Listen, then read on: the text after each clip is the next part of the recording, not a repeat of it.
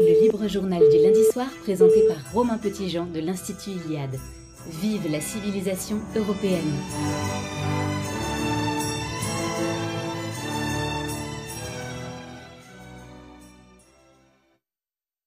Courtoisie, chers amis, je suis ravi de vous retrouver pour cette nouvelle édition du libre journal Vive la civilisation européenne, entouré de mes chroniqueurs habituels. Merci à vous d'être là, les amis.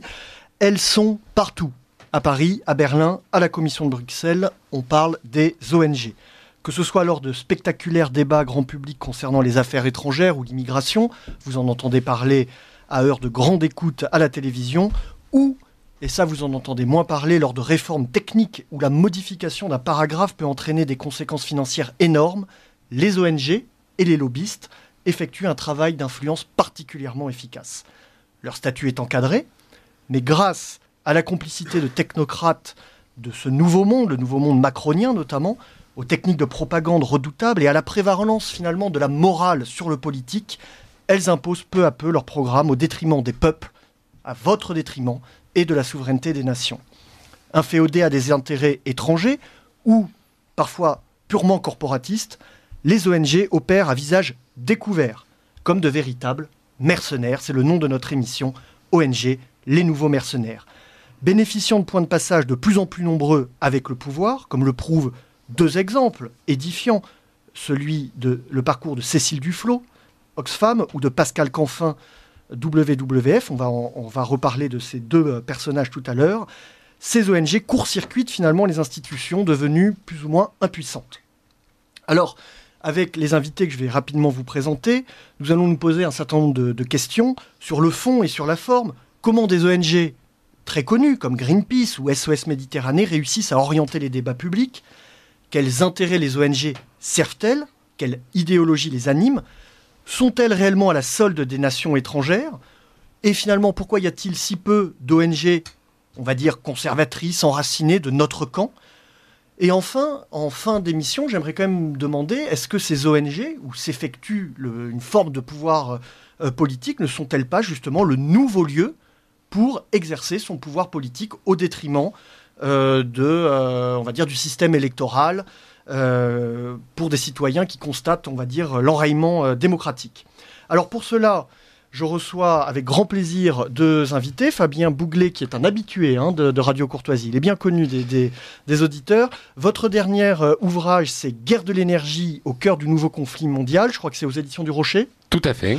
Vous avez également publié Nucléaire, les vérités cachées et Éolienne, la face noire de la transition écologique. Donc vous êtes un spécialiste des politiques énergétiques, du nucléaire et des ONG qui cherchent finalement à mettre à bas ce système qui est très prégnant, en tout cas pour ce qui concerne la France.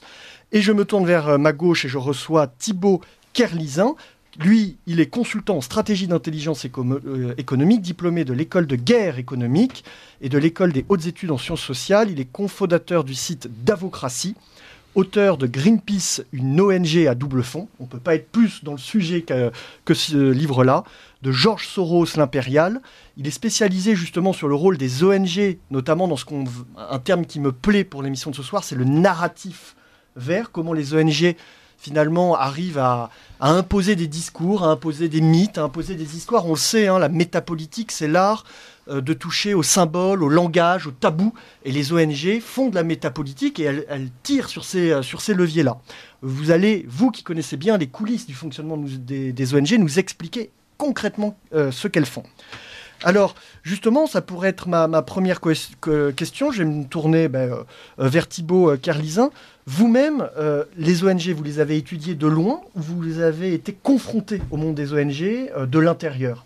Non, je n'ai pas été directement confronté. J'ai commencé quand la Fondation Prometheus m'a fait travailler sur Transparency International, et qui est en fait une ONG, une grosse ONG internationale qui a beaucoup de ramifications dans divers pays, beaucoup d'influence, puisque chaque année on parle de son indice de perception de la corruption dans les médias, notamment, sans jamais le remettre en cause. Il y a même le dessous des cartes qui lui avait consacré un numéro. Et j'avais travaillé dessus, j'avais cherché quels étaient les bailleurs de fonds en fait, de cette ONG. Donc il y avait essentiellement les réseaux Soros et aussi d'autres organisations. Et j'avais progressivement décortiqué comment ils faisaient cet indice de perception de la corruption. Il y a de nombreux biais qui apparaissaient, il y avait de nombreux conflits d'intérêts aussi qui étaient manifestes. Mais entre la présentation qui est faite dans un executive summary destiné aux journaux et le fond du fond, en fait, ce n'était pas du tout la même présentation. Donc, D'accord. petit à petit, j'avais décortiqué ça. Donc vous, en tant qu'expert, vous décortiquez Oui. le fonctionnement des ONG. Alors, pour les auditeurs de Radio Courtoisie, concrètement, une ONG, elle est financée de l'extérieur. Parce qu'on peut imaginer qu'une ONG, les gens qui l'animent sont finalement assez bien intentionnés au départ. Ils défendent finalement des idéaux, ils défendent des idées, et pourquoi pas, c'est la libre confrontation des idées. Alors il y avait Philippe Riefman qui a fait un petit livre qui s'appelle Les ONG, et qui rappelait que je crois qu'il y avait plusieurs millions d'ONG dans le monde, puisque l'ONG, la définition, c'est là qu'est le souci, c'est que c'est très flou. Ça peut aller de la petite association de quartier, jusqu'à, par exemple, j'ai découvert sur le site, le registre de transparence de l'Union Européenne, que le forum de Davos, donc le World Economic Forum, est enregistré en tant qu'ONG. Voilà, donc ça prend les plateformes, les coalitions, les petites associations, divers groupements, ça peut aller sur plein de terrains en fait. Et c'est donc un statut qui est encadré, mais finalement assez flou et assez en dehors des législations nationales. Encadré sans être encadré, c'est-à-dire que là, si tous on se réunit, on décide de monter une association, qu'on se déclare ONG, qu'on s'enregistre sur le registre de transparence de l'Union Européenne, on est une ONG. D'accord. Voilà. Vous-même, Fabien Boulet, vous moi, avez été confronté directement à des ONG ? Oui, tout à fait, parce que, en fait, moi, il faut bien comprendre que j'ai commencé tous ces livres à l'origine parce que j'ai été confronté à une centrale éolienne à 800 mètres d'une maison que je restaurais en Normandie. Et tous mes livres contiennent des chapitres sur les prétendues ONG écologiques. Je dis prétendues parce qu'en fait, ce ne sont pas des ONG, mais on va en reparler. Et donc, j'étais édifié de voir systématiquement les ONG prétendues écologistes soutenir la pollution éolienne. Donc, il y avait pour moi quelque chose de contradictoire à voir la Ligue de protection des oiseaux, à voir WWF, à voir Greenpeace, à voir toutes ces ONG se prétendant environnementalistes soutenir la pollution éolienne. Ils ont bien changé, la Ligue de protection des oiseaux. Ah non, la Ligue de protection des oiseaux est toujours partenaire des principaux fabricants et filières éoliennes. Donc il y a une forme d'ingénierie sociale extrêmement forte. Et la première confrontation avec ces organisations, ça a été cette confrontation sur les éoliennes. J'ai d'ailleurs à cette époque travaillé sur les travaux qu'avait réalisé Thibaut Kirlizin sur Greenpeace, dans lequel d'ailleurs je me permets de dire qu'il évoque le fait que Greenpeace est partenaire du principal fabricant d'éoliennes Vestas, et donc c'est très intéressant. Et c'est cette construction, cette imbrication, j'en parle dans l'introduction de mon bouquin Éolienne, la face noire de la transition écologique, cette imbrication marketing entre l'industrie éolienne et les ONG pro-éoliennes qui adoptent les discours commerciaux des industriels éoliens, qui a attiré mon attention sur ce qu'il y avait derrière ces organisations, ces officines de guerre. Et c'est progressivement avec Nucléaire les vérités cachées, parce que, en fait, d'abord, ça a été les ONG pro-éoliennes. Et en fait, progressivement, je me suis rendu compte que c'était des ONG anti-nucléaires, c'était les mêmes. Hein, les deux bras armés, on promeut l'éolien, on détruit le nucléaire. Et en fait, in fine, dans mon dernier livre, Guerre de l'énergie, ça va beaucoup plus loin, où j'explique qu'en fait, ce que j'avais découvert dans mes premiers livres, c'était encore plus grave que ce que je pensais. C'est-à-dire qu'en réalité, ces officines sont des agents de guerre économique, et on aura probablement l'occasion d'y revenir dans cette émission, des agents de guerre économique pour déstabiliser les filières économiques concurrentes de leurs donneurs d'ordre. Ce que je trouve passionnant dans votre exemple, c'est le point de départ. C'est-à-dire qu'effectivement, on nous bassine avec l'écologie. J'appelle ça la Thomas-Pesquettisation des esprits. Il faudrait prendre du recul pour voir la petite planète bleue pour la protéger.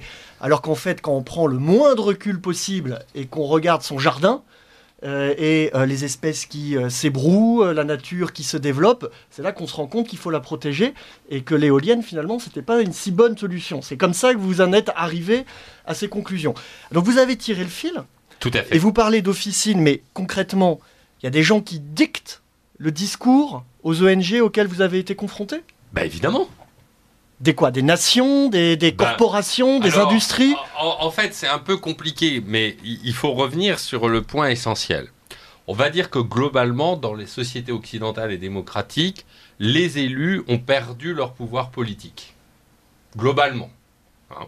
C'est-à-dire qu'on a un système qui est de plus en plus détaché de la démocratie, avec un pouvoir qui vient d'en haut et qui s'impose aux élus qui ne deviennent que des marionnettes. Je caricature, mais même les oppositions peuvent être considérées comme des oppositions dites contrôlées.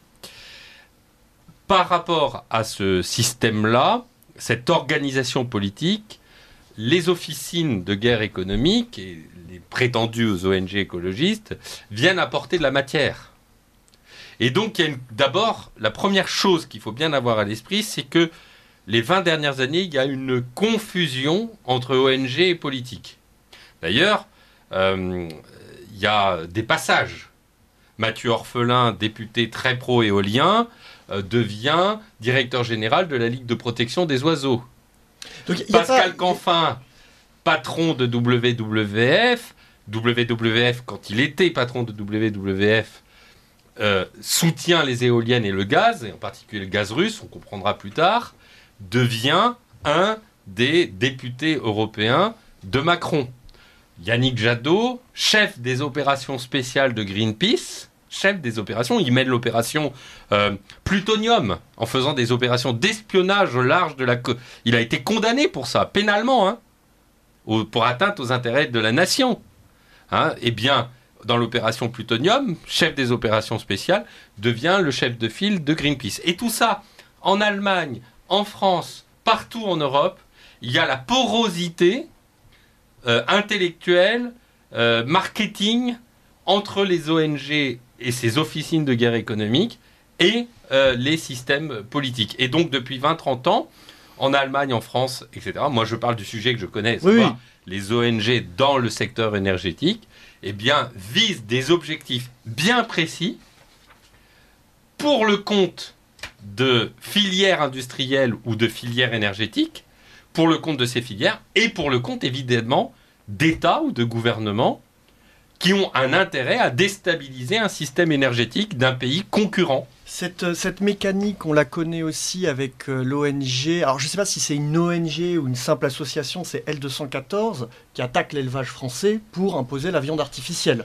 On est dans la même mécanique. Exactement. C'est-à-dire qu'en fait, je pense que là-dessus, il y a un énorme travail à faire, parce qu'en fait, en réalité, derrière, on pourrait dire une vision naïve, derrière l'agenda apparent d'une ONG ou d'ONG de défense de la planète, qui est, encore une fois, qui n'enlève en rien, je dirais, les bienfaits de lutter pour un environnement. Tout le monde a envie d'avoir un air frais, tout le monde a envie de participer de la nature, de l'environnement. Moi, j'étais à la plage l'autre jour, j'aime bien que ma plage soit pas polluée. Non, mais c'est normal. Et ça part de cette bonne intention pour promouvoir un agenda secret, un agenda caché et un agenda sombre. Thibaut Kerlizin. En fait, je pense que l'agenda n'est même pas secret. Et au-delà de la guerre économique, on va dire, ça serait, enfin, pas la queue de comète, mais pas loin.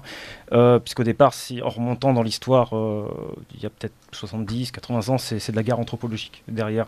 Après 1945, mais c'est déjà arrivé avant avec la conférence sur la population de la SDN en 1927, d'ailleurs qui a été impulsée par Margaret Sanger, qui était pour le contrôle des naissances. Il y a eu la question, après la Deuxième Guerre mondiale, de ce que Fabien Lauchet appelle le démo-ressourcisme, c'est-à-dire le lien entre l'environnement et la démographie, avec évidemment une inclination défavorable pour la démographie. Petit à petit, dans les années 60, il y a des discours néo-malthusiens qui se sont développés. Donc Malthus, on va dire, c'était un équilibre un peu résigné entre la population et les ressources. Le nouveau paradigme, donc néo-malthusien, c'est dire il y a trop de monde sur la planète, il n'y aura pas assez de ressources. Et progressivement, il y a des ONG, qu'on va dire vertes, qui se sont développées avec l'appui notamment des services américains à la fin des années 60. Et il y a eu toute une impulsion qui a été faite. Je vous renvoie à un article de Golo Betonsen qui s'appelle Malthus, les multinationales et le club de Rome, qui explique très bien, il n'a jamais été traduit, il date de 77, et qui explique comment, quand les États-Unis ont amorcé une espèce de décroissance, ils se sont dit, si on impose des choses à nos entreprises au niveau environnemental, mais ça va les pénaliser sur le plan international. Donc il va falloir imposer ça au niveau international. Et il y a tout un lobby qui s'est développé année après année, conférence après conférence, et à partir aussi avec le Club de Rome, le rapport Meadows, la conférence sur Stockholm, et je reviendrai sur d'autres textes. Ce que vous nous dites, c'est que c'est un long processus idéologique. La guerre économique, c'est ce qu'on voit maintenant, c'est pour taper les nations. Mais à la base, c'est une guerre anthropologique. Vous retrouvez toujours, quel que soit le narratif, vous retrouvez la même chose. On prend par exemple, je vais vous prendre des sujets variés. La mise en avant du transgenrisme, de l'avortement, de la vasectomie, puisqu'il y a la fondation Gates notamment qui a financé des articles qui disent faut relancer la vasectomie parce qu'il n'y en a pas assez, on ne fait pas d'enfants. La peur, le stress climatique, il y a trop d'enfants, l'empreinte carbone, etc. Faut pas faire d'enfants. Le risque de famine, faut pas faire d'enfants. En fait, on en revient globalement à la même chose, si vous voulez. La consommation des ressources, faut pas faire d'enfants. La pollution, il faut pas faire d'enfants. On en arrive globalement à la même chose. Et quand on remonte il y a 60, 70 ans, on en revient à la même chose. Et je me suis aperçu d'une chose en lisant Bateson, je radote un peu à chaque fois dessus, c'est qu'il y a vraiment une distinction entre l'environnement et l'écologie. Oui, tout à fait. L'écologie, c'est vraiment la science de la planète, la science de la maison, donc la planète. L'environnement, c'est une seule de ses branches. Vous avez un discours de Maurice Strong, qui est le mentor de Klaus Schwab et qui est le patron de la Charte de la Terre, qui est, on va dire, le Magna Carta écologique du XXIe siècle, qui a dit, au 4e congrès des terres sauvages en 1987, il a fait un texte sur ce qu'il appelle l'éco-convergence. Et la convergence entre l'écologie et l'économie. Il dit pourquoi je parle de l'environnement en même temps que je parle de dette, de misère sociale, c'est parce que tout est interrelié. Et c'est comme ça que vous pouvez comprendre aujourd'hui comment l'intelligence artificielle est liée avec l'environnementalisme. D'ailleurs, l'Artificial Intelligence Act européen de mars 2024, ils ont rajouté une petite phrase qui intègre l'intelligence artificielle dans la gestion, dans le monitoring. Vous nous en avez dit beaucoup là, ça fait... alors, vous avez raison de revenir aux sources. Tout rebondit en fait tout le temps. C'est pour ça que je donne beaucoup d'éléments. Mais une chose en amène une autre, ce sont des vraies poupées russes et il y a vraiment on a mis des points entre les espaces. Très bien, on se retrouve après une première pause musicale proposée par Pierre Leprince qui nous fait le plaisir de sélectionner pour vous, chers auditeurs de Radio Courtoisie, de doux sons pour vos oreilles. Tout à fait doux, enfin pas toujours, mais on essaye de faire en sorte de trouver des choses originales à vous faire découvrir. Et donc pour ce premier interlude, je voudrais vous proposer un groupe de rock qu'on pourrait qualifier d'identitaire, puisque originaire du sud-ouest, et qui chante principalement en gascon. Ils mêlent guitare électrique aux instruments traditionnels de leur région et à la polyphonie pyrénéenne. Ce groupe, c'est Boisson Divine, et on écoute tout de suite le morceau Queen Braguer, tiré de l'album Volentat.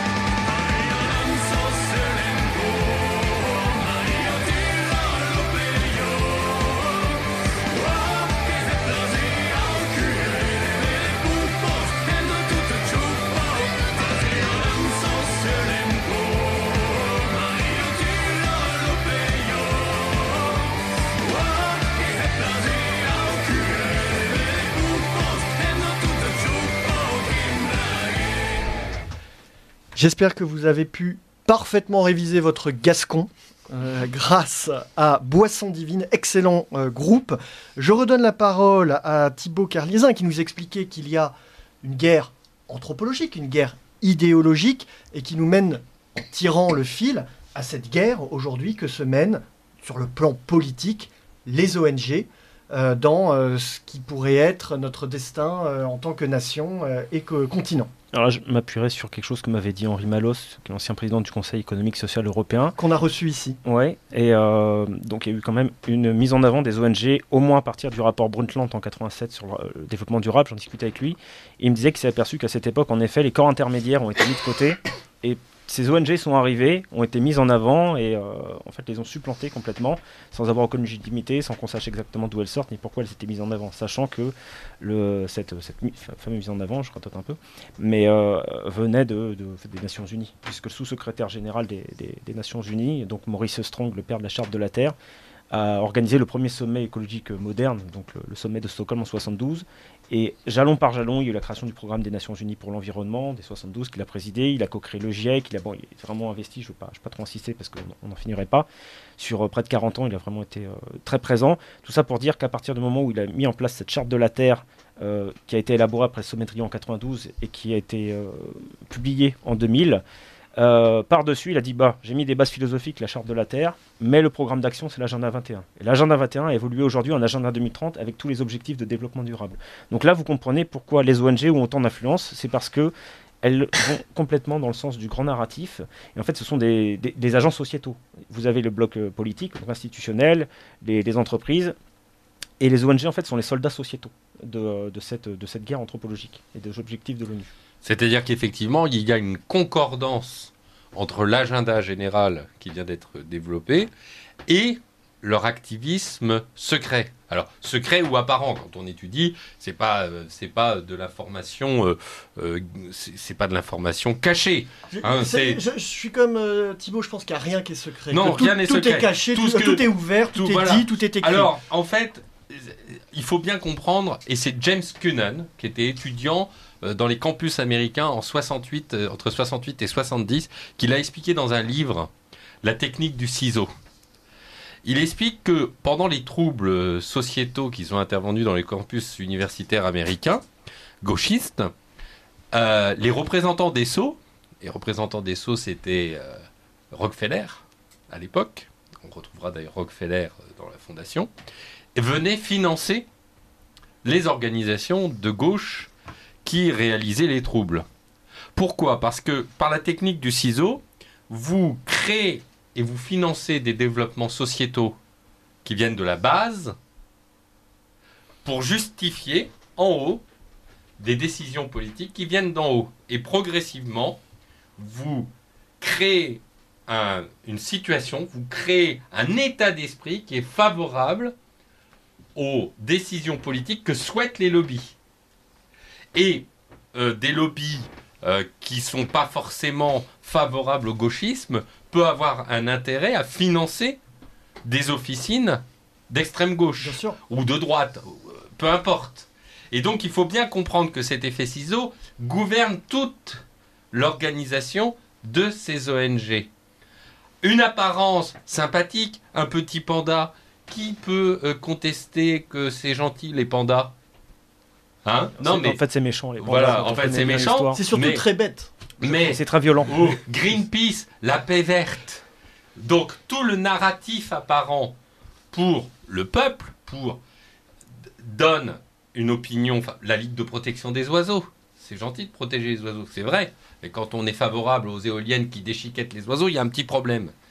Et dans cet agenda qui n'est pas apparent vis-à-vis de la population, eh bien, les financiers viennent demander à ces mercenaires énergétiques, pour ce qui m'intéresse particulièrement, eh bien, de promouvoir une politique particulière, par exemple, pro-éolienne, anti-nucléaire, pro-fossile indirectement. Et c'est là qu'on va voir comment, justement, dans cet agenda que vient d'évoquer Thibaut Carliesin, en même temps dans cette féroce guerre de l'énergie entre les États-Unis et la Russie et l'Europe, en situation de faiblesse, eh bien, les ONG se transforment progressivement en Wagner de l'énergie.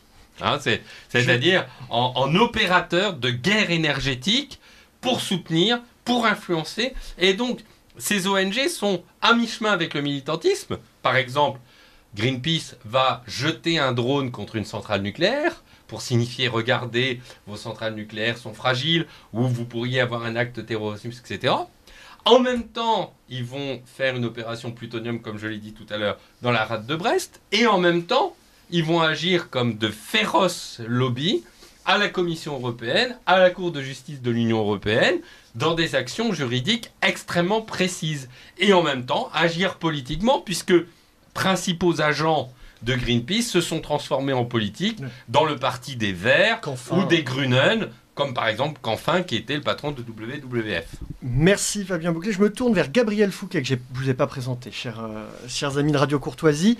Gabriel, je crois que nous avons reçu des premières questions des auditeurs. Tout à fait, et nous remercions, comme à chaque fois, nos auditeurs de nous envoyer des questions et de prendre part à ce débat qui est, comme toujours, passionnant.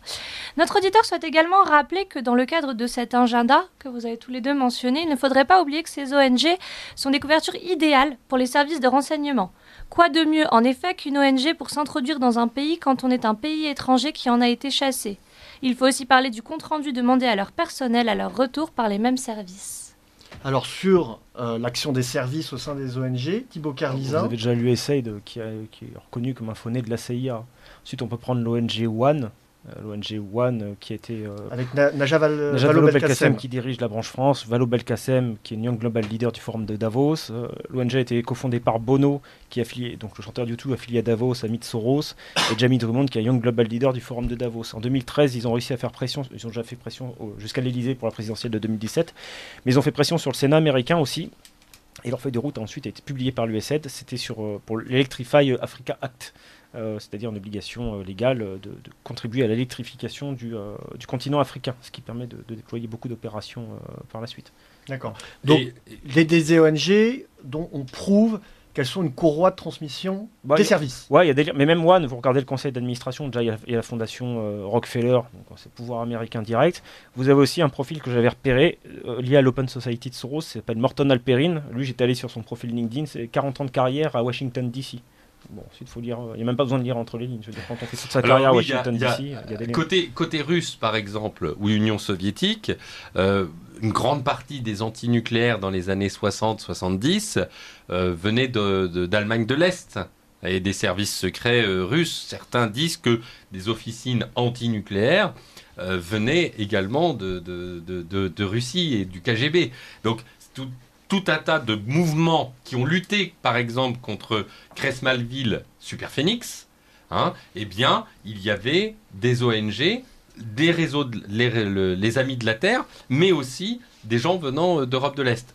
Côté américain, il y a une nomination qui est passée complètement inaperçue, mais qui soulève d'énormes interrogations. C'est la nomination de Jennifer Morgan en février 2022, c'est-à-dire quelques jours avant le début de la guerre en Ukraine. Jennifer Morgan est à Washington. Elle est à Washington depuis des années.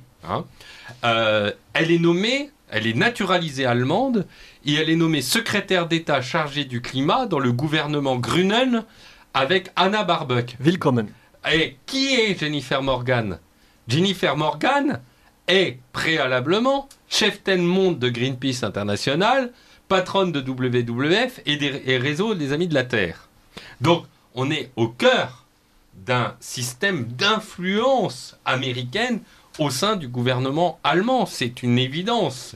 Et par contre, c'est vrai que là, c'est pas de la source officielle. La liaison entre des services secrets et des ONG ou des officines ou des mercenaires énergétiques est beaucoup plus compliquée à établir. Là, on arrive dans la zone grise ou la zone secrète. Chers amis de Radio Courtoisie, d'habitude, il est à distance. Il nous parle depuis sa Provence natale, son cher pays. Là, exceptionnellement, il est avec nous dans les studios. Je crois même que c'est la première fois qu'il est dans un studio de radio et même de Radio Courtoisie. Donc merci à Raphaël Emma, qui est auditeur de la promotion Frédéric Mistral de l'Institut Iliade, activiste provençal bien connu, de nous livrer sa chronique. Et cette fois-ci, en direct, Raphaël, la parole est à vous. Bonsoir à tous. Ce n'est pas de la théorie du complot, Bruxelles est un théâtre d'ombre, on le sait. Dans les couloirs de la machine bureaucratique et technocratique de la mal nommée Union européenne, les ONG se déploient avec les lobbies afin d'influer et d'imposer leur position dans le débat public. Derrière l'image d'Épinal d'associations de bénévoles, militantes, l'on retrouve en réalité les fers de lance de certains lobbies politiques puissants. Greenpeace, ou vernis écologiste, charge le nucléaire. Sous une autre note, l'association de fondation Open Society, menée par le philanthrope George Soros, s'emploie à imposer un agenda anti-populiste et à financer adversaires et médias ingérants sur les politiques des nations souveraines. Écologie, immigration, alimentaire, mœurs, culture, les champs de bataille des ONG ou des lobbies sont larges. À l'heure où les institutions, notamment européennes, sont victimes de la défiance des populations, qui croient de moins en moins en elles, nous pourrions nous interroger sur le rôle que celles-ci jouent dans ce que les éditorialistes appellent communément la crise démocratique. Crise démocratique, il y a supposément. On désigne ainsi ce phénomène de lame de fond qui, partout dans les démocraties libérales européennes, décrit la lassitude, l'insolence, la colère de pans entiers des populations, souvent les plus marginalisées de la représentation politique, vis-à-vis des appareils institutionnels. Élément de langage des technocrates et des centristes de bon ton, les populations victimes de la crise démocratique se jetteraient dans les bras du populisme, aveuglées qu'elles sont par leur incompréhension des jeux politiques légaux et institutionnels. Europhobes, poujadistes, parfois antiparlementaires, on leur prêterait tous les mots du monde sans chercher même à comprendre la racine de leurs sentiments. Mais pourtant, quand le jeu politique légal est soumis et influencé à des agendas privés, parfois xénocrates, nous sortons précisément du cadre de ce que l'on appelle démocratique. Les souverainetés nationales, a fortiori populaires, ne sont plus respectées. Les élus ne sont plus représentants de la volonté des administrés, mais les pantins d'entreprises, d'associations, d'intérêts étrangers ou antagonistes.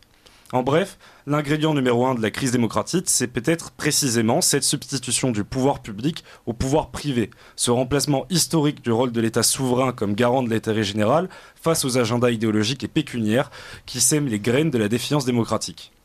Pourtant, devrions-nous peut-être nous inspirer des tactiques et stratégies en usage, du moins à l'heure où la chose publique n'est pas encore entre nos mains. Génération identitaire ne se voulait-elle pas, en miroir des écologistes, être un Greenpeace de droite dont la vocation était d'avancer nos billes idéologiques sur les questions d'identité ? Faire de la politique, c'est savoir imposer un agenda, c'est savoir imposer un clivage. Une question se présente alors à nous qui sommes des David face aux Goliaths transnationaux qui s'opposent à nos idées. Comment faire avancer nos pions ? Comment gagner cette guerre de l'influence ? Comment être plus efficace qu'eux ? Très bonne question proposée par Raphaël Emma. Alors, je vais un petit peu les prolonger. Ça m'en inspire deux que je vais poser à nos deux invités. On a l'impression qu'on est quand même face à un champ de cocus et de traîtres dans le monde politique et que finalement les ONG avancent face à un vide intersidéral et que personne s'y oppose. Alors, première question, est-ce qu'il y a un peu d'autodéfense naturelle ou indirecte, ou est-ce que le peuple demande à ses élus de résister ? Et deuxième chose, inspirée par la chronique de Raphaël Emma, si nous actons que les ONG, finalement, ont pris le pouvoir politique, pourquoi ne les investissons-nous pas ? Et pourquoi ne montons-nous pas des ONG, puisque le pouvoir s'y trouve ? Qui répond ? Eh bien, en tout cas, pour le combat contre la pollution éolienne, ça fait des années que vous avez des milliers d'associations locales qui luttent contre ces lobbies et qui, de la personne du monde rural, un peu isolée, jusqu'au châtelain, à la personne représentant la haute finance, luttent contre ces lobbies, contre ces factieux énergétiques, contre ces mercenaires énergétiques, dans une forme de résistance. Et je crois que la lutte contre la pollution éolienne est la résistance des temps modernes, puisque on pourra en reparler sur qui finance quoi par ailleurs. Et donc, face à ces organisations, eh bien si, il y a des gens qui se lèvent, des gens de la société civile. Il y a de nombreuses organisations qui aujourd'hui luttent, y compris dans les hautes sphères. Et d'ailleurs, je voudrais bien expliquer quelque chose aux auditeurs. D'une manière commune, on parle de l'état profond. Il n'y a pas un état profond. Il y a des états profonds. Il faut arrêter de considérer qu'il y aurait le personnel politique et un état profond uniforme, univoque, unilatéral. C'est pas du tout vrai. Moi, je suis en relation en tant qu'influenceur. Je ne suis pas lobbyiste, puisque moi, je suis payé par personne. Mais je suis un influenceur. J'écris des livres, j'interviens dans les médias, donc ça, c'est une manière de combattre. Je suis un combattant. Ça fait 10 ans, 15 ans que je lutte contre la pollution éolienne, que je propose de relancer le nucléaire pour des raisons de souveraineté énergétique. Eh bien, il y a d'autres personnalités dans les régions qui font le même travail. Et par rapport à tous ces lanceurs d'alerte qu'on appelle communément lanceurs d'alerte ou influenceurs, je vais aussi former les hommes politiques de toutes tendances politiques confondues qui veulent bien écouter ce que j'ai à dire, en précisant que je discute avec tous les hommes politiques. Eh bien, face à cela, il y a des gens dans l'État profond qui sont de véritables résistants, qui agissent à leur niveau. Alors ça peut paraître imperceptible, mais regardez la volte-face incroyable qu'il y a eu sur le nucléaire en France. On le considérait encore comme complètement détruit avec une loi qui proposait la fermeture de 14 réacteurs nucléaires en un mois simplement en septembre 2021. Emmanuel Macron, sentant que la droite, et j'y suis pas pour rien, allait relancer le nucléaire dans la campagne au présidentiel, hop, a dit qu'il faut lancer les petits réacteurs modulaires et maintenant on est à 14 réacteurs nucléaires. Même s'il pourrait dire le contraire demain, non? Comment? Non, parce que justement dans cet état profond, les choses sont en train d'évoluer. D'ailleurs, Agnès Pannier-Runacher, je défends ce qu'elle a fait, parce qu'elle l'a fait bien, en tout cas sur le nucléaire, très très mal, en tout cas pour les éoliennes, parce qu'ils n'ont toujours pas compris. Aujourd'hui, la Commission européenne vient de taper les doigts à Bruno Le Maire pour dire vous n'avez pas atteint vos objectifs en matière d'éoliennes et de panneaux solaires. Mais on n'a pas d'objectifs en matière de panneaux solaires et d'éoliennes, Commission européenne. On a des objectifs en termes de décarbonation. Et la France est déjà décarbonée. Hier, elle était à 99 décarbonée. Elle émettait 7 fois moins de gaz à effet de serre que l'Allemagne. Si c'est un critère, les gaz à effet de serre, la France est largement en avance par rapport à l'Allemagne, et l'Allemagne devrait être condamnée pour sa pollution des centrales au charbon et des milliers de morts et dizaines de milliers de morts qu'elle produit par an. Donc vous voyez tout ce paradoxe, eh bien, il y a des représentants de l'État profond qui en ont conscience, qui agissent dans l'ombre. Et moi, je suis plutôt très optimiste, et il faut que chacun s'y mette dans son coin. Donc c'est aussi par la force des actions collective, individuelle et aussi collective. Ensuite, au niveau communautaire, c'est vrai que ça reste un peu une inconnue, je pense, pour beaucoup de milieux militants ou même hors des habitudes, de se constituer en ONG, de se constituer en think tank, de s'enregistrer auprès de la commission, de voir comment on peut agir, de participer aux consultations publiques, puisqu'il y a des consultations publiques qui sont aussi un levier d'influence privilégié des ONG, de faire des recommandations, de solliciter des meetings, de demander à faire partie de groupes d'experts, d'être accrédité au Parlement européen. C'est quelque chose qui est assez inconnu dans les milieux. Qui n'est pas dans la culture politique, finalement.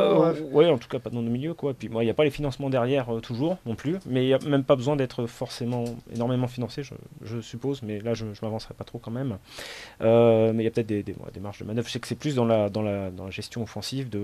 J'avais suivi par exemple 2 jours de formation avec l'Observatoire des multinationales, donc qui n'est pas vraiment de notre bord, mais qui fait quand même un bon travail et qui forme très bien aussi.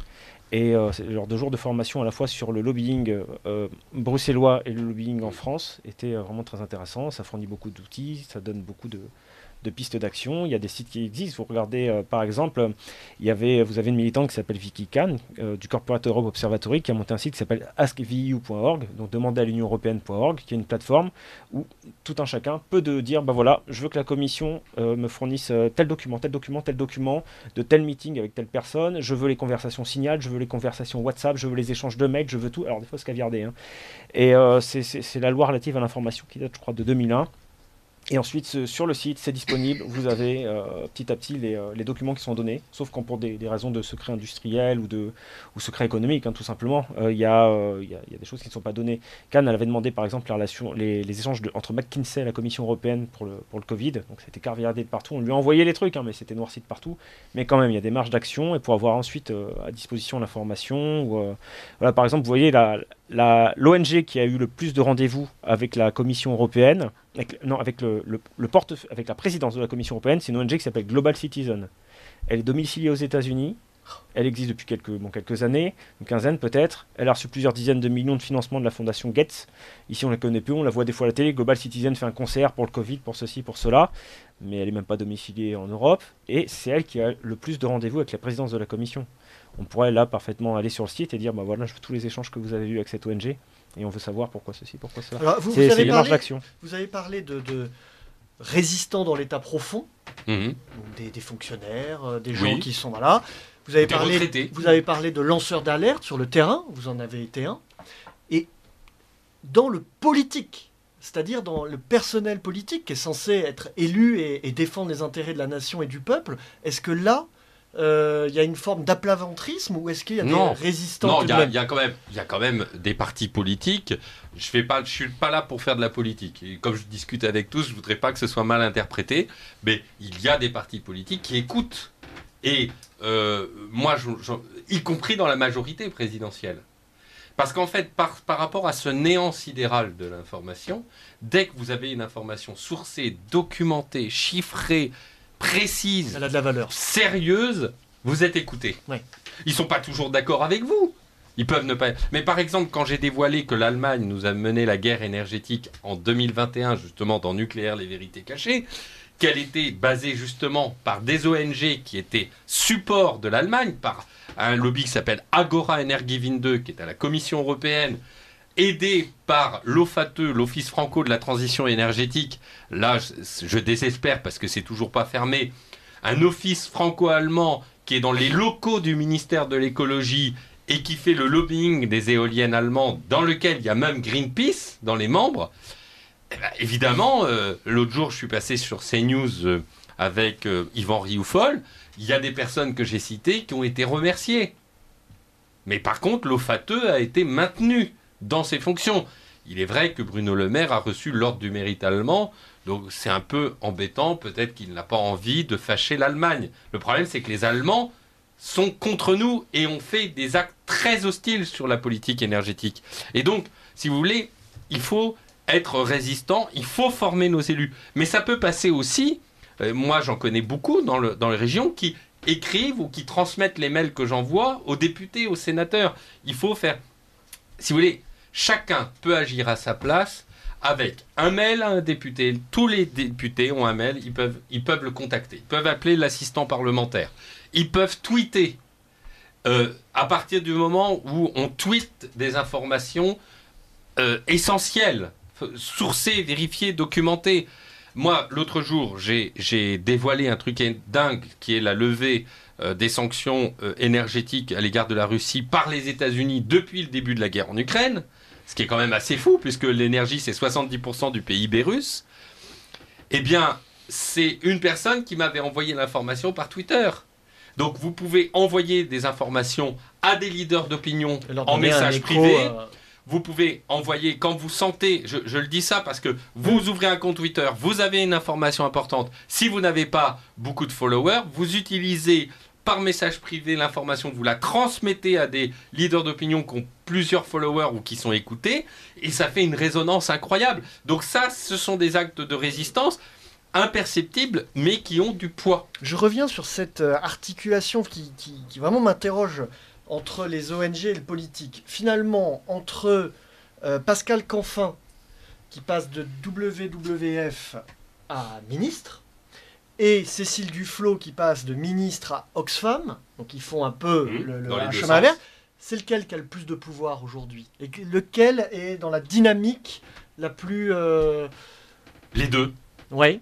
Il y a une telle porosité entre les deux milieux que Pascal Canfin, patron de WWF, je vais quand même rappeler une chose importante. Parce qu'il faut quand même rappeler qui est Pascal Canfin.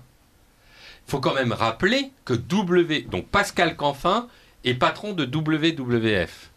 WWF a fait un partenariat avec Gazprom, le russe Gazprom. Ce partenariat a fait qu'en Allemagne, WWF a lancé une fondation avec Gazprom, dont le président est le patron de WWF. Et vous comprenez pourquoi WWF finance est favorable aux éoliennes couplées au gaz. Eh bien, qu'est-ce qu'a fait Pascal Canfin quand il a été député européen? Il a demandé le fait que le gaz soit pris comme énergie de transition et puisse intégrer la taxonomie européenne. Un comble quand on sait que dans la logique de la décarbonation, le gaz émet 500 grammes de CO2 et est un des éléments les plus polluants en termes d'émissions de gaz à effet de serre. Pourquoi ? Parce que WWF était proche du gaz de Poutine. Et donc, en 4e position de la liste de Valérie Hayer, vous avez un homme qui a été le promoteur du gaz russe quand même. Du gaz, et à l'époque, avant que Nord Stream ne soit saboté, c'était le gaz russe, puisque l'Allemagne utilisait 70% du gaz venant de Russie. Donc tous ces éléments sont passionnants parce que, en fait, Pascal Canfin, c'est un homme qui utilise à la fois ses réseaux et lui-même, Pascal Canfin, a installé son bras droit, Benoît Faraco, dont on a entendu parler au moment de l'affaire des soulèvements de la Terre, puisque Benoît Faraco, c'est lui qui aurait suggéré la venue des soulèvements de la Terre. Et qui est Benoît Faraco ? Ancien de Réseau Action Climat. Réseau Action Climat, dont l'école de guerre économique a mentionné, qui était financé par le gouvernement allemand pour mener des opérations antinucléaires. Et Réseau Action... Eh bien, Faraco, c'est le conseiller énergie et agriculture de Emmanuel Macron. Donc là, on est au cœur du réacteur sur l'imbrication. Voilà. Et donc, les différents conseillers énergie du Premier ministre, ou, par exemple, c'est un ancien de Terra Nova, ou de conseillers du président de la République, sont au cœur de cet écosystème politique, ONG et industriel de l'éolien ou du gaz ou du pétrole. Thibaut Kerliez. Sachant que pour ajouter un petit plus sur la biographie de Pascal Canfin, de mémoire, il a été administrateur ou un poste du genre au World Resource Institute, qui est un think tank ou une think tank ONG, enfin, classé comme tel, particulièrement influent, qui est domicilié à Washington. Il y a des personnalités, je parlais de Maurice Strong, le mentor de Klaus Schwab, qui en a fait partie notamment, et voilà, Canfin y était. Et sur le coup de la taxonomie verte, ce qui est très amusant, c'est qu'en effet, donc, voilà la promotion pour le gaz, et WWF a combattu derrière pour faire exclure le nucléaire de cette taxonomie verte. Il y a un autre exemple qui est absolument fabuleux, c'est Frans Timmermans, qui était le vice-président de la Commission européenne chargé de l'énergie et de la transition énergétique, qui avait comme directeur de cabinet Dierik, qui était un des chefs de l'organisation Greenpeace. Donc on avait là, au cœur du pouvoir de la Commission européenne, un anti-nucléaire notoire, chargé de la politique énergétique de l'Union européenne. En liaison avec... Donc en fait, c'est un écosystème et c'est une nébuleuse, en fait. C'est une nébuleuse. L'ONG sert à financer des permanents avec l'argent des donneurs d'ordre. À créer le narratif, créer de la mythologie, voilà. Voire avec des paillettes de temps en temps. Avant que, par exemple, pour la relation entre la France et Rosatom, puisque vous savez que la France est partenaire du russe Rosatom dans le domaine nucléaire. Et les Américains, qui continuent à travailler avec les Russes dans le domaine énergétique, veulent supprimer la relation entre Rosatom et la France, puisqu'ils veulent détruire le nucléaire français, puisque c'est un concurrent du nucléaire américain Westinghouse. Eh bien, qu'est-ce qu'ils ont fait ? Ils ont demandé à Greenpeace de mener des opérations, des rapports, des opérations. Et il y a 2 ans, pendant que j'écrivais mon livre Guerre de l'énergie, il y avait Greenpeace qui menait un narratif contre le nucléaire français en disant le nucléaire français est allié du fasciste Poutine, etc. Eh bien, 2 jours et 1 mois après que Greenpeace ait lancé une véritable campagne de presse en Europe sur le nucléaire français et sa relation avec le nucléaire russe, le vice-président américain est venu pour demander que soient lancées des sanctions sur le nucléaire russe et que l'Europe ne puisse plus travailler avec les entreprises nucléaires russes. Donc ça vient, l'effet ciseau dont j'ai parlé tout à l'heure vient se conforter. Ce sont des rouages de transmission idéologique et du narratif incroyable de ces différents opérateurs. On a bien compris la mécanique, cette articulation. Je pousse évidemment les auditeurs de Radio Courtoisie à s'intéresser. Alors, ils peuvent creuser la question en lisant Guerre de l'énergie au cœur du nouveau conflit mondial, qui vient d'être publié aux éditions du Rocher, donc de Fabien Bouglet. Ils peuvent aller sur le site d'Avocratie de Thibaut Kerliez, qui décrypte depuis combien de temps vous avez lancé ce... On l'a fait sur 2 ans, on a mis une petite pause pour l'instant. Mais là, dernièrement, on avait beaucoup parlé de ce qu'il y avait derrière le pass carbone et derrière la législation sur l'écocide. D'ailleurs, les deux, il y a des vases communicants. On n'a pas eu le temps de parler. Alors, on a bien compris que tout se tenait. Oui, tout se tient. Voilà, donc vraiment, c'est le message. Je reçois une dernière question parce qu'on a d'autres chroniques qui arrivent. Le CO2 n'est pas mauvais parce que nos corps et toute la végétation sont fabriqués à base de CO2, de carbone. Si l'on ne veut pas mourir, on supprime le CO2. Bon, oui. Il y a 2 chiffres pour détruire ce narratif du CO2. Les émissions humaines de CO2, c'est moins de 5%.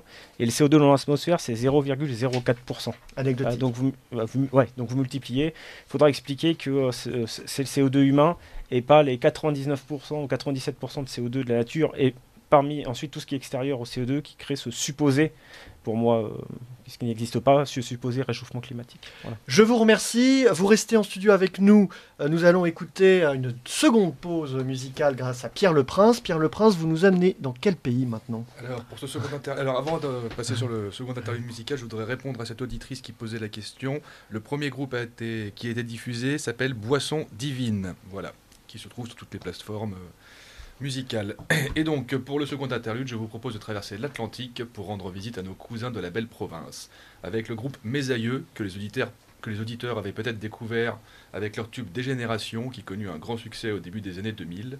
Et je vous propose d'écouter à présent Les Oies Sauvages, tirés de leur dernier album en date, À l'aube du printemps. Et je vous dis à dans un mois pour de nouvelles découvertes musicales.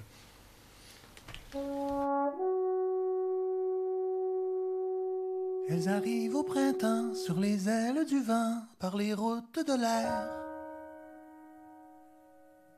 Drôle de géométrie, c'est un fil qui les lie dans leur vol angulaire. Tout unis à la chaîne derrière loi capitaine qui connaît le chemin.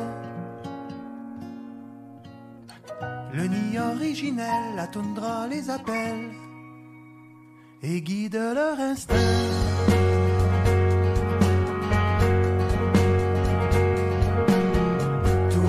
Elles prendront la tête du peloton, le temps d'une gouvernance.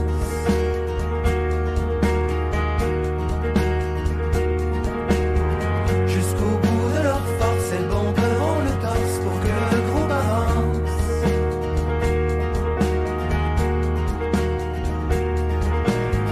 Une fois épuisée, la place sera cédée à un autre plus fort.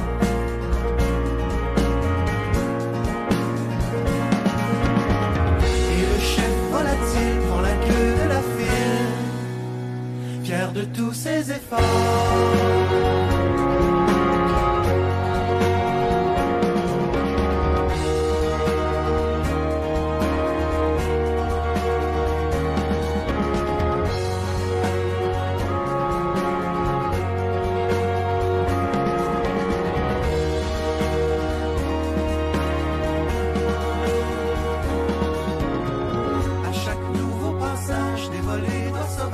J'entends comme un appel.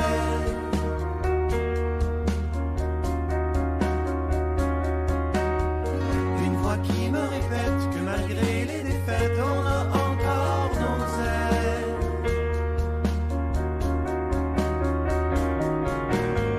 Quelle belle leçon que ces oiseaux nous font, obstinés et fidèles.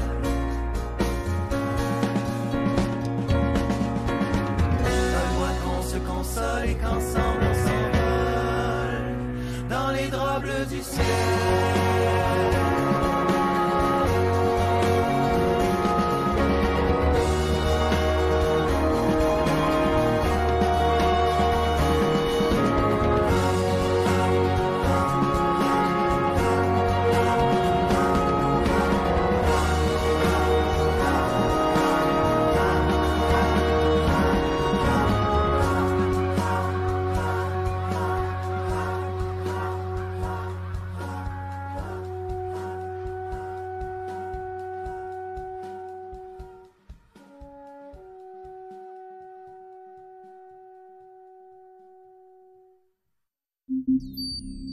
Vous appréciez cette émission? Alors aidez Radio Courtoisie à en produire d'autres. Rendez-vous sur soutenir.radiocourtoisie.fr. Merci d'avance.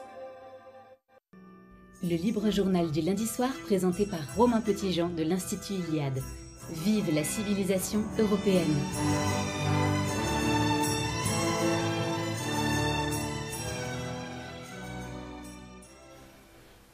Nous retrouvons Gabriel Fouquet qui interprète les poèmes de Frédéric de Cinquiaux dans notre rendez-vous poétique mensuel Autour d'un verre. Une chronique où elle nous partage son regard sur le monde à travers les réflexions d'un jeune couple, Frédéric et Romain. Ma chère Frédéric, avez-vous pu songer au prénom de ces êtres que l'on s'apprête à voir? Comment nommerez-vous ces fronts où chaque soir vous déposerez, mère, un baiser tout sucré? Le nom de la famille est déjà tout trouvé, qui est témoin des siècles, doit être préservé. Mais le prénom est autre, car il est un indice, une trace, un beau germe que souhaitent voir éclore les parrains, tout empreints de fièvre et de malice, qui décident ainsi de leur enfant du sort. Il est un long chemin, une route, un sentier, chargé de l'héritage des ancêtres passés, mais il est devenir, futur, postérité, tout autant pour ces anges du haut du ciel tombé. Bien sûr, mon cher époux, j'y songe à chaque instant. Ce choix pour l'héritier sera déterminant. Ouvrez le secrétaire puis le calendrier, dictez-moi les prénoms, je veux m'en imprégner. De notre décision, nous serons responsables. Pas de prénom modeste, nous visons l'admirable. Avec du caractère, reflet d'un territoire, l'objet d'une vitrine, le sujet d'une histoire. Ces petits noms élus sont des gisements rares, des pièces d'un musée au milieu des barbares. Ils sont ce qu'il y a de plus fragile en France, la preuve de l'espoir, l'acte de résistance. C'est un combat mené contre chaque oppression, une lutte acharnée face à la sujétion. Le parti pris des pères. La prière des mères. Bien dit, ma belle épouse, mais je vois là pointer une contradiction que je veux soulever. Votre logique est noble et se défend très bien. Vous prônez les grandeurs de nos siècles anciens, en vertu d'un passé tout judéo-chrétien, mais ne craignez-vous pas d'omettre les païens, ces poètes aèdes qui chantaient la nature? Font aussi bien partie de nos grandes cultures. Ils seront convoqués parmi les noms d'antan, car ils ont justifié par leurs œuvres un temps de l'histoire d'Europe, de notre continent, duquel nous sommes nés suite à l'enlèvement. Ainsi, vous n'acceptez que des prénoms marqués par l'ouvrage sacré du sceau d'Homère et Dieu? Ne daignez-vous pas lire sur la liste étriquée des attributs d'ailleurs aussi beaux que les cieux? Ajoutez l'exotisme à ce tableau classique, apporterez du souffle à vos choix fatidiques. Enfin, mon cher époux, mais que me chantez-vous là? Assez de bienséance qui nous mène au trépas. Quelle est la bête immonde qui s'est moquée de vous en insufflant bêtises et sotteries chez nous? Un nom est arrimé aux terres d'origine. Il ne vient pas d'ailleurs, mais de notre officine.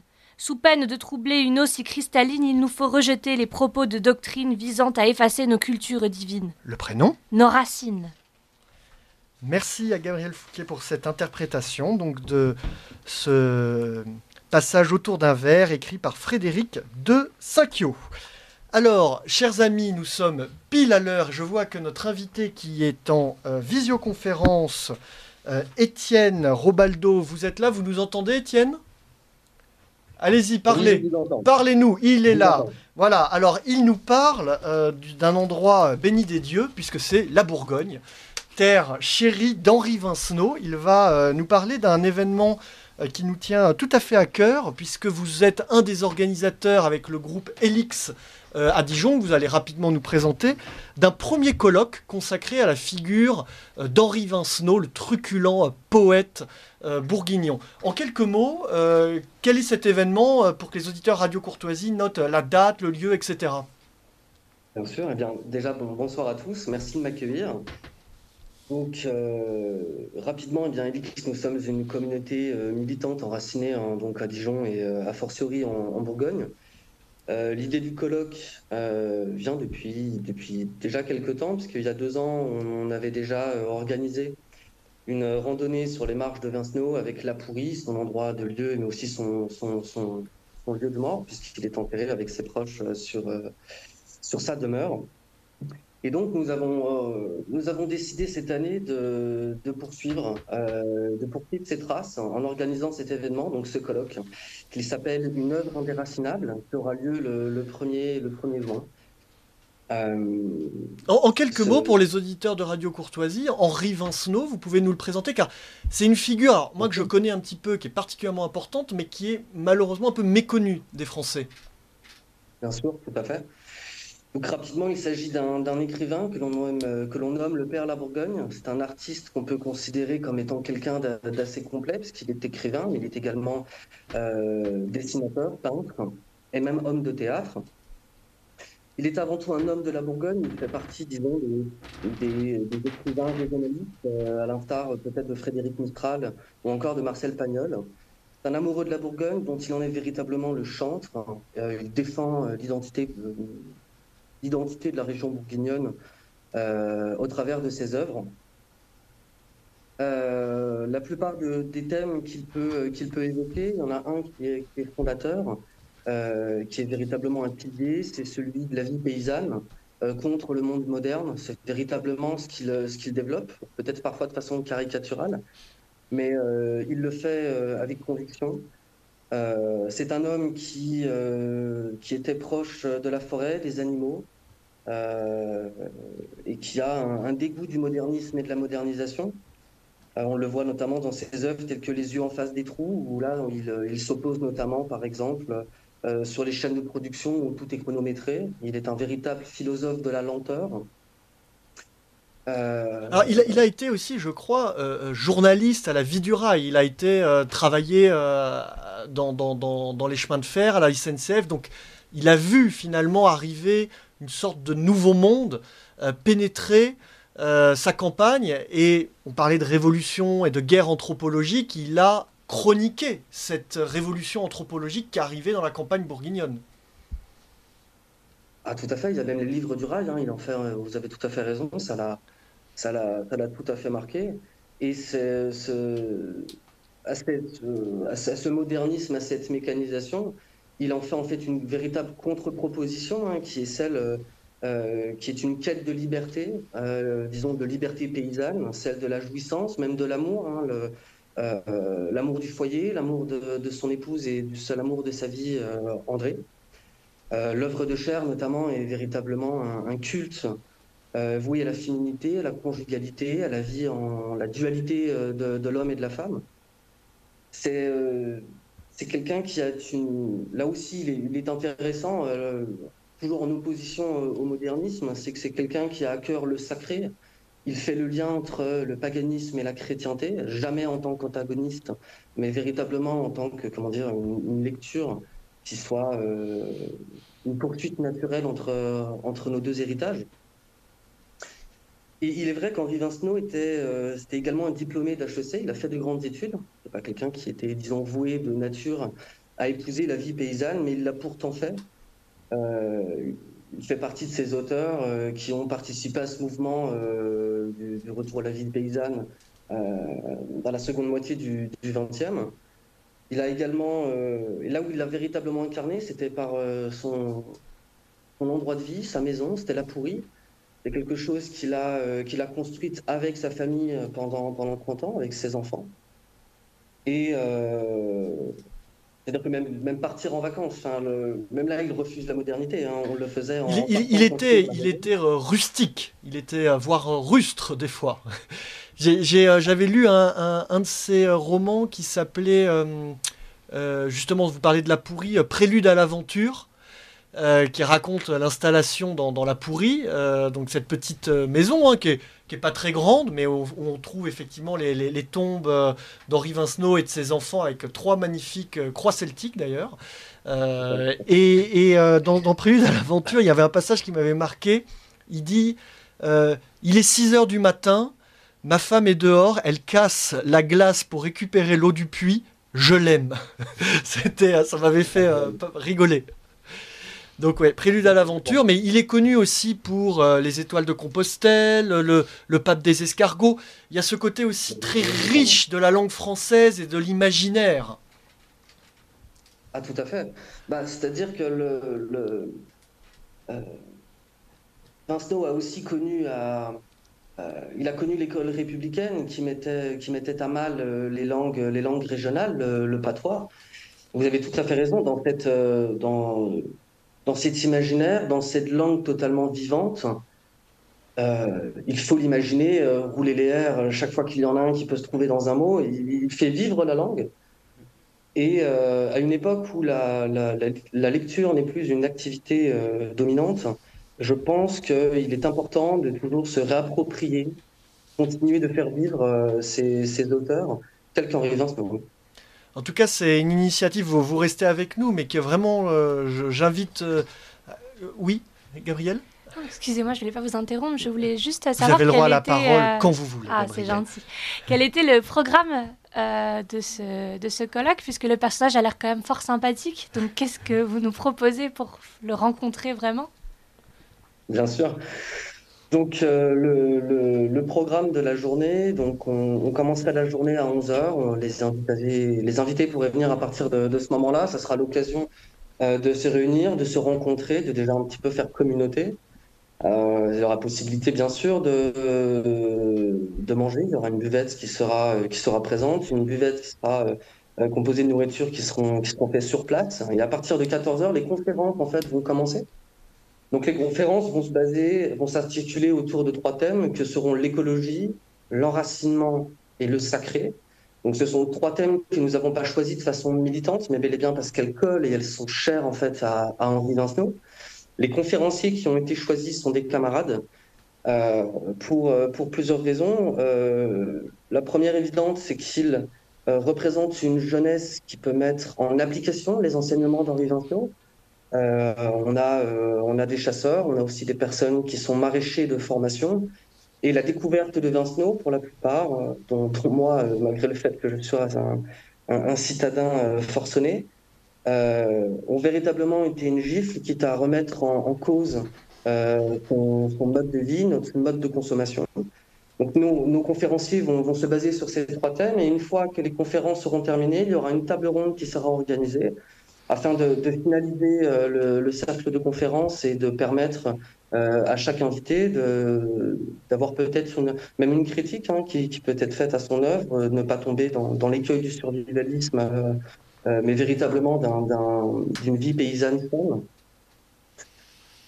Je me tourne vers Raphaël et moi qui est derrière. Pour une fois que je l'ai dans le studio, je crois que Henri Vincenot, vous connaissez bien son œuvre. Un petit peu, mais surtout en fait, je lui vois des similitudes énormes avec moi, mon auteur de prédilection, Frédéric Mistral, puisque il s'inscrit un peu dans la même mouvance littéraire, culturelle, qu'on pourrait même traduire politiquement. Tout à l'heure, tu parlais de la langue.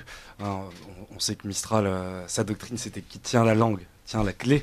Il crée tout départ d'un sentiment national, d'un sentiment d'appartenance culturelle, d'appartenance identitaire à la langue. Donc moi, à titre personnel, Henri Vincenot, c'est pas un auteur que j'ai beaucoup travaillé, mais je lui sais des proximités idéologiques, philosophiques avec Mistral, et je ne peux qu'encourager Elix et son association à construire un colloque. Ça fait partie de ce panthéon des auteurs qui chantent tout simplement nos racines, qui chantent notre langue, qui chantent notre sacré, vous l'avez évoqué, ça devrait être étudié à l'école, tout simplement, et c'est pas le cas, il y a vraiment un scandale, et donc voilà, on peut remercier vraiment Elix de prendre cette initiative, de remettre Henri Vincenot, qui est peu connu, qui est un peu abandonné, même par ses fils en Bourgogne. C'est quand même triste. Donc, il y a vraiment, j'encourage tous les auditeurs de Radio Courtoisie, et je sais que beaucoup le lisent.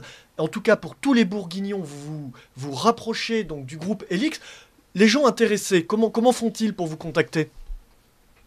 Ils peuvent directement nous contacter sur nos réseaux sociaux, donc Elix Dijon, que ce soit sur Twitter ou sur Instagram.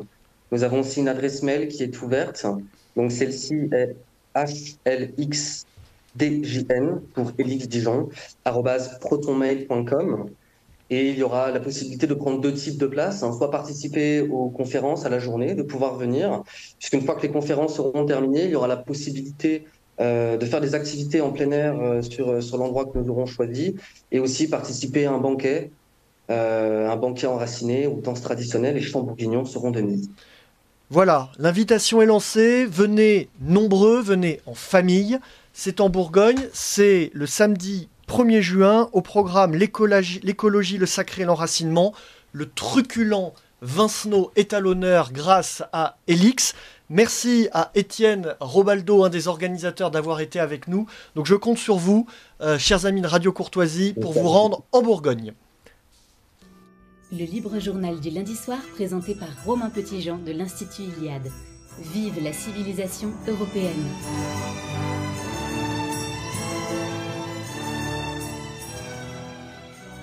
Nous arrivons au terme de cette émission et vous le savez, puisque vous êtes de fidèles auditeurs du libre journal Vive la civilisation européenne, que nous finissons toujours par Radio Le Nid, la radio des entreprises enracinées. Radio Le Nid, la chronique des entreprises positives et enracinées.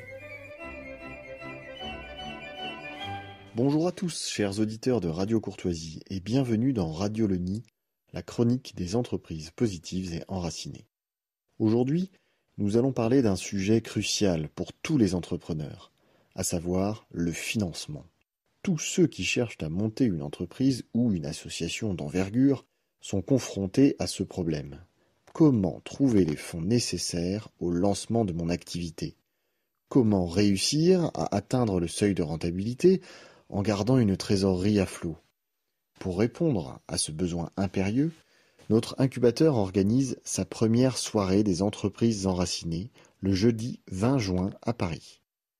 Les porteurs de projets vont pouvoir pitcher, c'est-à-dire présenter en 5 minutes leur entreprise ou leur association pour convaincre un parterre d'investisseurs et de mécènes potentiels de les financer.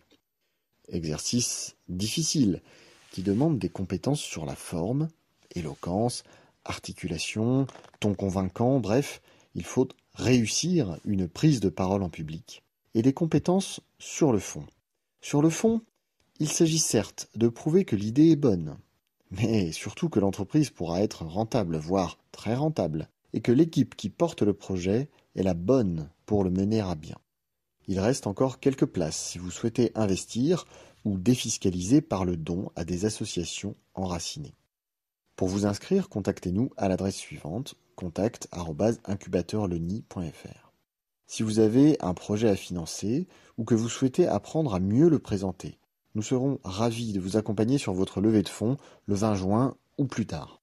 Contactez-nous toujours à l'adresse suivante, contact@incubateurlenid.fr. À bientôt sur Radio Le Nid, la chronique des entreprises positives et enracinées. 1 milliard par an.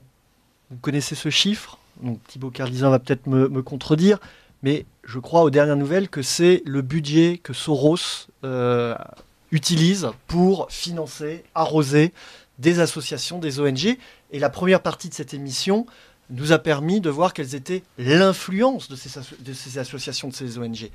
Alors, à nous de prendre aussi nos responsabilités. On ne peut pas que décortiquer, on l'a très bien fait aujourd'hui, comment finalement ces agents d'influence fonctionnent.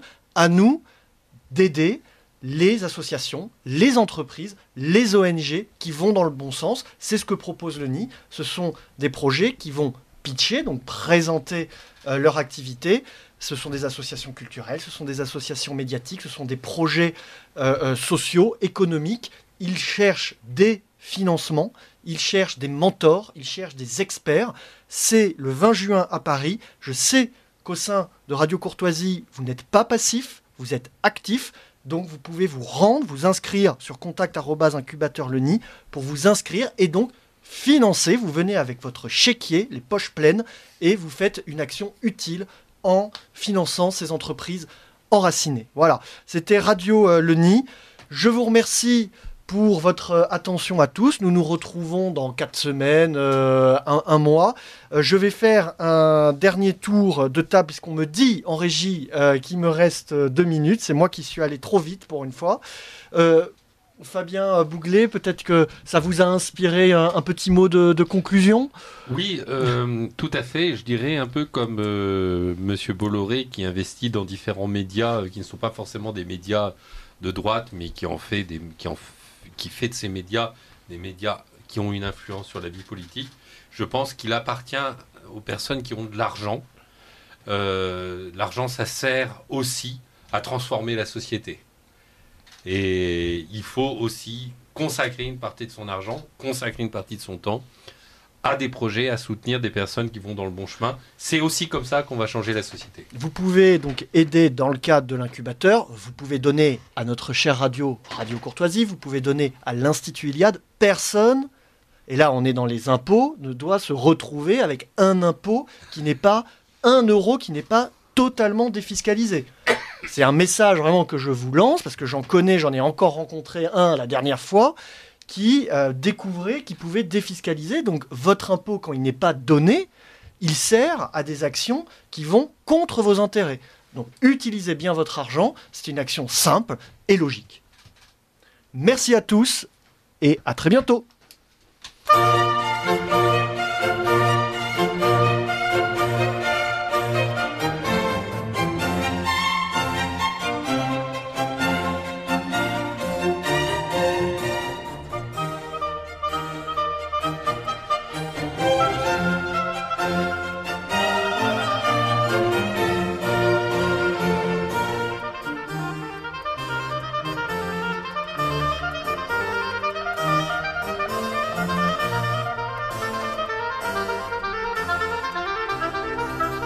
Vous venez d'entendre le Libre Journal du lundi soir, dirigé par Pierre-Alexandre Bouclet, puis Romain Petitjean, diffusé en direct le lundi 13 mai 2024 de 18h à 21h et réalisé par Claudia. N'oubliez pas que Radio Courtoisie est une radio culturelle associative. Afin de sauvegarder une indépendance absolue, Radio Courtoisie refuse toutes ressources publicitaires. Radio Courtoisie ne vit que grâce à ses auditeurs. Aidez-nous à demeurer libres. Rendez-vous sur soutenir.rc.fr et accédez à l'ensemble de nos archives à partir de 5 € par an. Si vous le désirez, nous pouvons vous faire parvenir un enregistrement de cette émission. Commandez le CD-ROM pour le prix franc de port de 9 € ou 6 € seulement si vous êtes adhérent de notre association. Et je vous rappelle notre adresse, Radio Courtoisie, 61 boulevard Murat, 75 016, Paris.